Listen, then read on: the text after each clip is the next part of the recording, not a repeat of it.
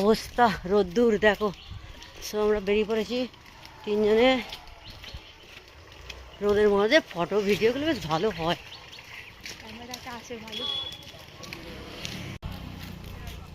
এই হচ্ছে আমাদের ফেভারিট রাস্তা। চলো যেতে যেতে ভিডিও বানাতে বানাতে যাই। আমার সোনা রাস্তা বেরোলে ওর কিছু হয় না, ঘরে থাকলে ওর কানে ব্যথা হয়। ছোট মতো ছেলেটা তো। হ্যাঁ, তো এই যে বেরিয়ে পড়েছি তোদের কাজে, শুধু হাঁটছি। বলে সত্যি কাজের সময় যেটা দরকার সেটা পাওয়া যায় না।